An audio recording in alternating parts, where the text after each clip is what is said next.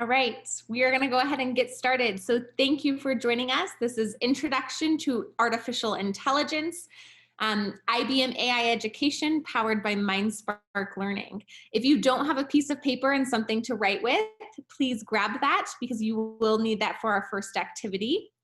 I'm going to leave this screen up just for about 30 seconds. I always feel silly talking about this screen because if you can't hear me, you can't hear me talking about it. But I want to make sure that everyone has access to be able to hear me. So I'll leave this up. If you're having trouble, follow these directions.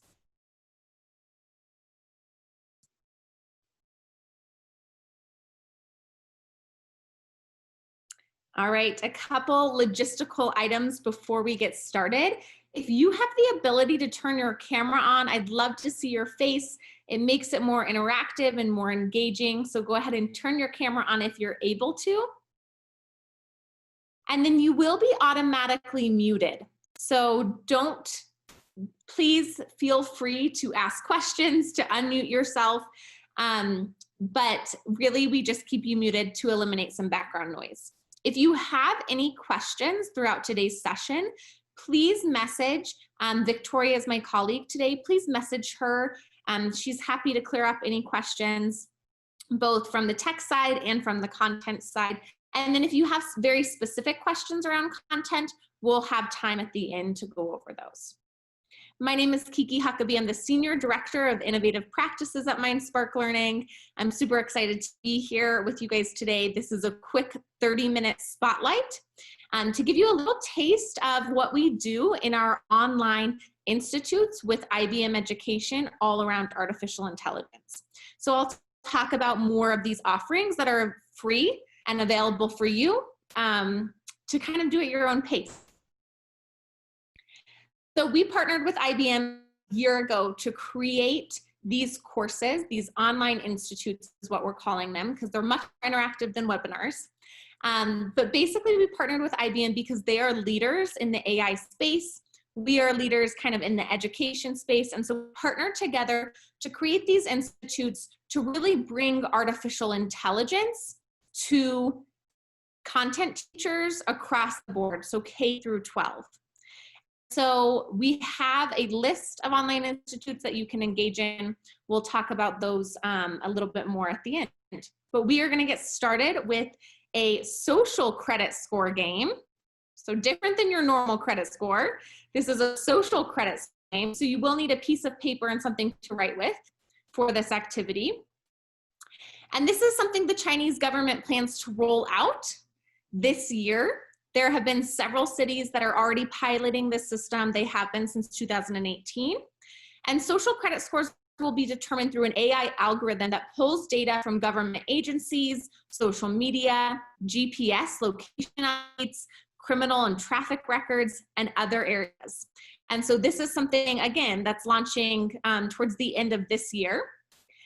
So we are going to see what it is like, right? We're not using an AI algorithm today, but we're going to see some different scenarios that may contribute to your social credit score. So you all have a starting social credit score. Depending on the first letter of your first name, figure out what is your starting social credit score. So if your first name starts with A through F, you're starting with 500. I'm sorry. If your first name starts with G through L, you are starting with 550. M through R, 850. Congratulations, M through R. And then S through Z, 750.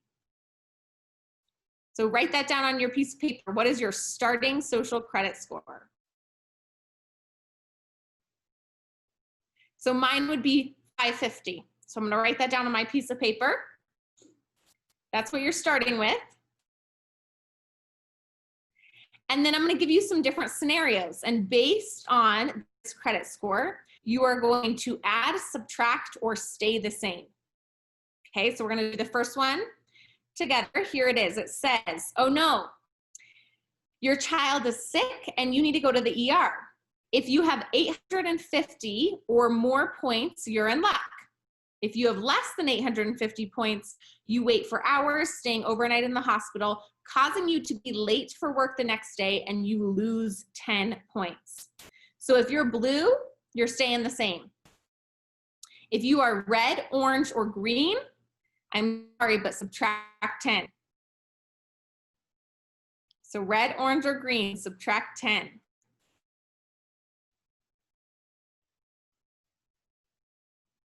Okay, here's the next one. It's tax season. If you have 600 points or more, you receive a tax break and you earn 5 points. So 600 points or more. So if you're blue or green, you're adding 5. I'm sorry, but if you're red or orange, you're staying the same.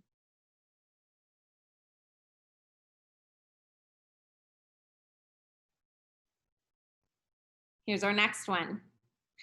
Your grandmother is ill and you need to book an emergency flight across the country. If you have 850 points or more, book your flight and earn 5 points for visiting elderly relatives.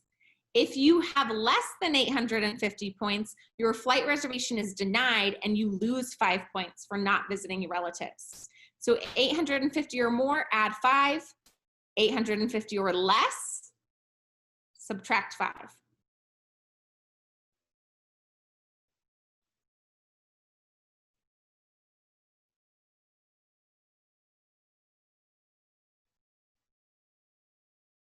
Here's the next one. A management position just opened up in your company and you are the perfect candidate. If you have 600 points or more, you earn the promotion and gain 10 points. So you're adding 10. If you have less than 600 points, you stay in your current role. So you're staying the same. 600 points or more, add 10. And you get a promotion. Okay, here's the next one. You're running late for work and need to use a bike from a bike share to get there on time. If you have 600 points or more, you get to ride for free.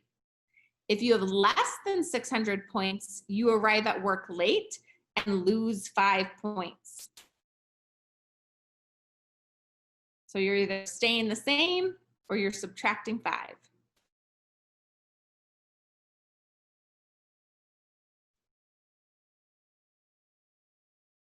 All right, this is the last one. Happy New Year. Your New Year's resolution is to get in shape. If you have 650 points or more, you get to join the gym for free. You earn 5 points for working out regularly, so add 5.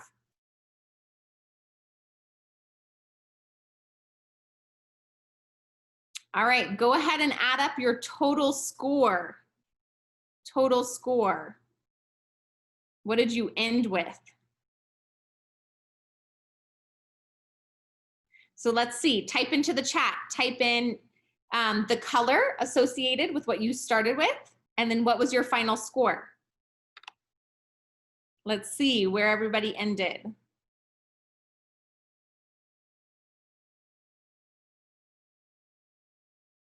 Patricia, thank you. Blue, final score, 875.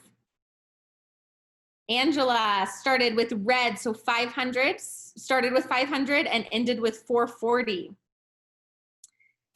John, 475 red, blue, 875. 485. It looks like the reds got a little confused. I'm seeing different scores for all the reds. All right, was anyone orange or green? We may not have had any orange or greens. Okay, so here's what your score tells you about yourself. Again, I am taking this from the social credit score that's actually being rolled out in China. So I did not come up with these terms. Figure out, where did you fall?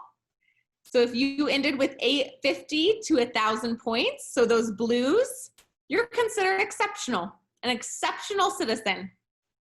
750 to 849, you are considered trustworthy. 550 to 749, warning.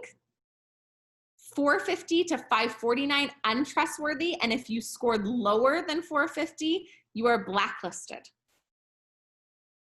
So I want us to think about kind of the implications of these things, right? The consequences of these things. I told you at the beginning, this is real. This is being rolled out in China later this year.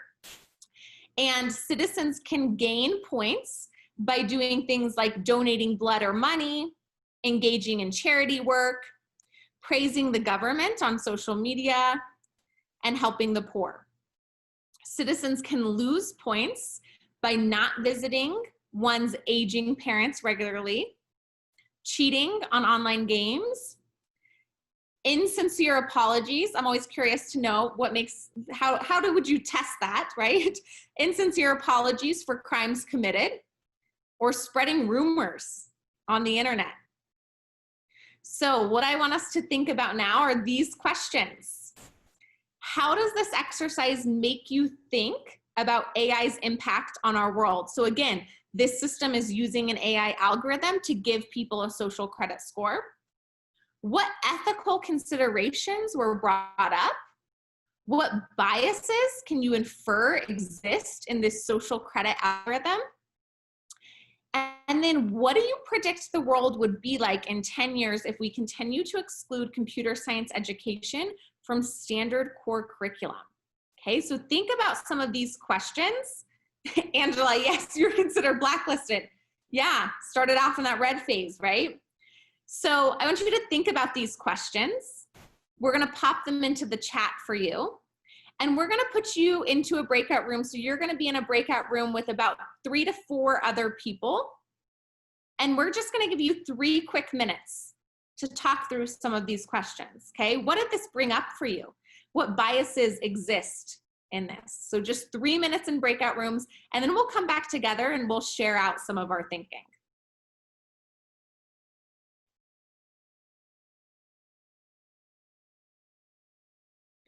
Okay, welcome back. So I want to hear some of the conversations you had in your breakout rooms. What did this bring up for you? Where were there biases in some of the questions, some of the scenarios, maybe your starting point? What did this bring up for you? Go ahead and type that into the chat. I'd love to see your responses. Or if you are feeling brave and want to unmute yourself and share your thinking, go ahead and do that as well.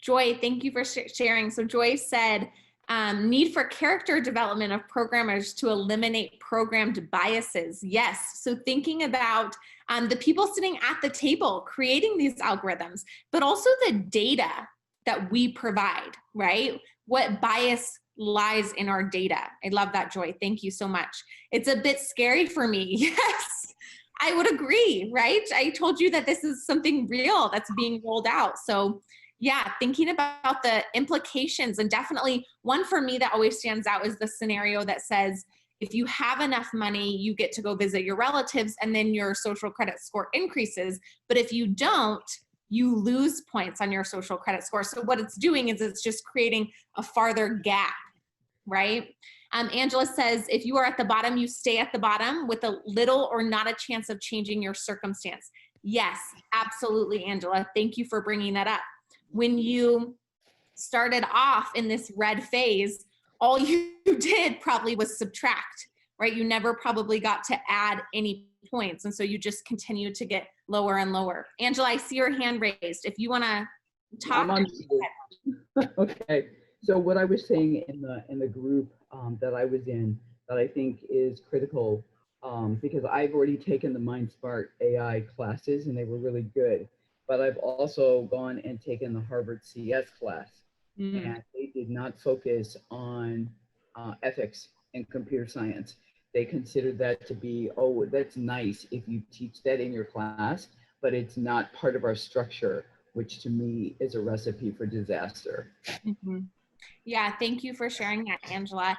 This is a huge thing, right? When we talk about artificial intelligence, we kind of talk about the good, the bad, and the ugly. And what I mean by that is AI is incredible. It can do things way beyond human capacity, but we also have to be very aware and conscious and constantly reflecting on our own biases and the ethics around AI, because if we don't understand how it works, and when I say we, I'm meaning really everybody should understand how AI works.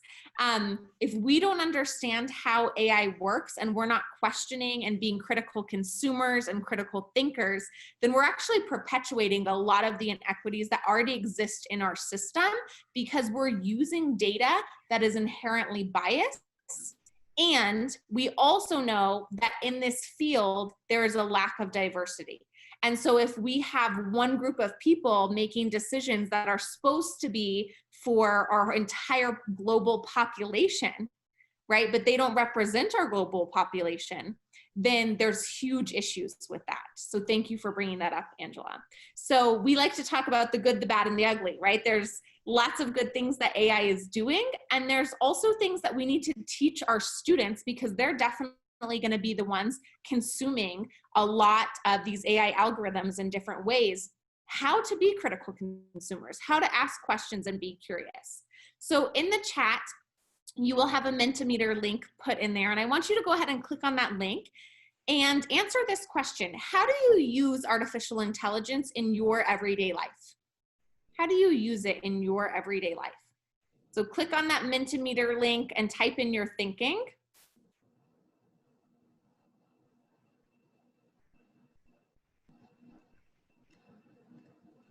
Yeah, Evan, I'm just seeing what you posted in the chat. That is a great point. So the people with low credit scores cannot get out or go anywhere. So eventually some places will become unlivable. Yeah, potentially, if that's the consequence of a social credit score. Yeah, thank you for bringing that up. Thinking kind of about the long-term consequences. Absolutely. So click on that Mentimeter link. How do you use artificial intelligence in your everyday life? Let's see what you're coming up with. So Google Maps, I see. I see Netflix uses it to recommend movies. Yes, absolutely. Cooking, cleaning, calling, searching, reviewing. Yes. Alexa smart speaker, GPS, Amazon shopping. Great examples. All right, wonderful. Actually, when I said that, my Alexa went off, so have to be quiet. I have to whisper it. Okay, so now we're gonna kind of look at some of the statistics around AI. So I'm going to launch a poll. You should see a poll on your screen. And I'm gonna give you just about 2 minutes, super quick, to answer these 8 questions, true or false. So you should see 8 questions on your screen. Take a minute to begin answering them if you think they are true or if they are false.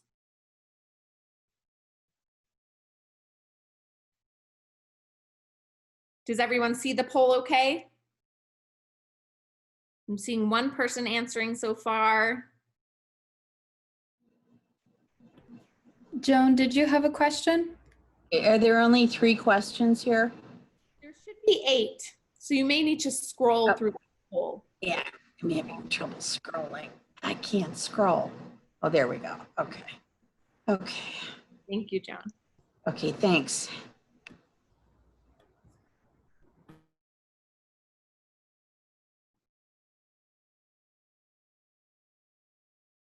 All right, I'm gonna go ahead and end the poll, and I'm gonna share the results with you. So you should see them pop up on your screen so you can see kind of what other people answered. It looks like most of the answers were true for most of the questions. It looks like maybe 8 was the one where it's kind of split down the middle. So that is wonderful. You are all correct. All of these statements were true. So we're gonna go through a couple of them. The first one says there are more male employees in AI-related jobs than females. At least 71% are men. That is absolutely true. AI is believed to take over 16% of jobs in the next 10 years. So I always hear mixed things from people. They always think, you know, maybe the percentage would be higher.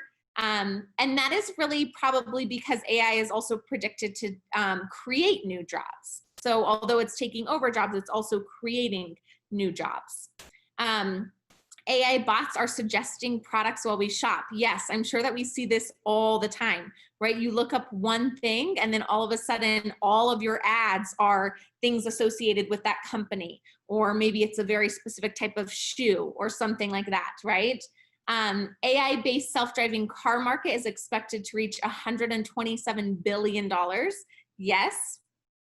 Global GDP will grow by 15.7 trillion by 2030, thanks to AI. This is true. 77% of the devices we use feature one form of AI or another. I love this one because I think there's so many misconceptions around how we use AI and how we think about it as this very futuristic thing, but really we use AI all the time, right? All the time in our everyday lives. By 2025, researchers believe many pet owners will become pet bot owners. Again, this is a prediction, but this is true, especially for elderly people who maybe need a companion but can't necessarily take care of a real pet, right? This could be an alternative. And then this was the one that the answers were kind of split between. So humanoids now have nationalities and passports.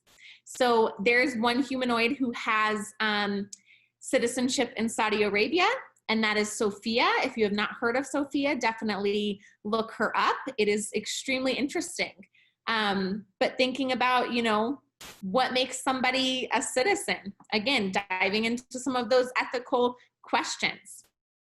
I want to bring us to this now. So this is a report that IBM puts out every 2 years. They haven't put out 2020s yet. But basically it's a report on what executives point to kind of being the most critical behaviors that they look for.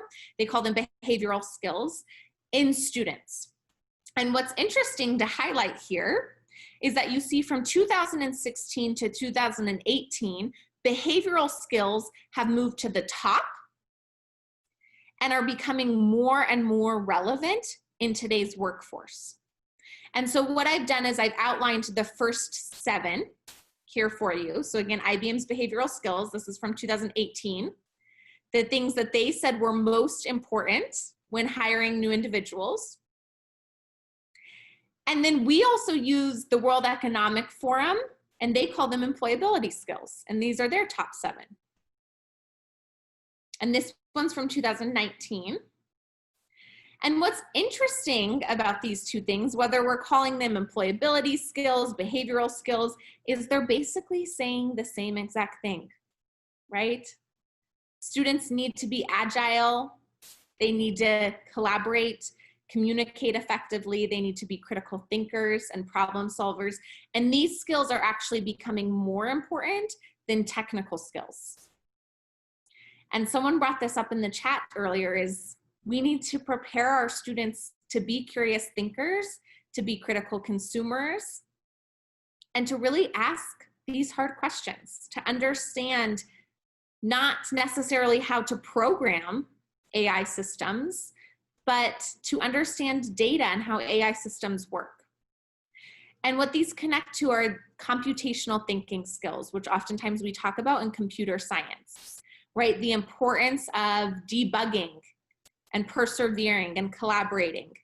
I share this story too often, but it's one of my favorites. Is a couple years ago, I sat on a Google panel. So there were 5 Google employees who all work in IT, and 3 out of the 5 had degrees in theology. And somebody asked, so how did you end up working in the IT department at Google? And somebody answered, they said, because I am the type of person where I will tell you if I don't know something, but I'm not going to stop until I do know the answer, right? That perseverance. And that's what we want our kids to be able to do, is to be perseverers, right? To not give up when things get too hard. And so a lot of the things that we've talked about in today's very short session, we dive deeper into in our IBM AI Education Institutes. So we have 9 institutes. They're each 90 minutes long. We have live sessions that you can join just like you did today. You can engage in breakout room conversations. And then we also have ones that are on demand so that you can watch on your own time. For each session that you take part in, you receive a certificate of completion. And then if you take all 9 and you pass a quiz, you actually get a badge through IBM. And so it's a great opportunity to kind of dive into some of these things a little bit deeper. If you are interested in the ethics part of AI, check out our Ethics in AI. Again, available on demand, but also you can join live. But there's some great topics. Definitely check them out. They are all free thanks to our partnership with IBM. And they can really just, give you the opportunity to dive into some of these concepts a little bit more. So I appreciate your guys' time today. I know that we're over time. These spotlight snippets go by so quickly, but I appreciate you engaging in this work. The last thing that I'm going to ask of each of you is to take our quick evaluation. So we always pride ourselves on our feedback. We make changes based on the feedback. So that is being put into the chat. And if you will just choose myself as your facilitator and then answer 3 short questions, that will help inform our work moving forward. And then we will also post in the chat how to access those 9 courses. So again, your evaluation is going to be put into the chat, as well as how to access those 9 courses. So thank you all so much for joining us today. Let me know if you have any questions. I'll stay on for about 2 or 3 minutes. And I hope that you all have a wonderful Monday.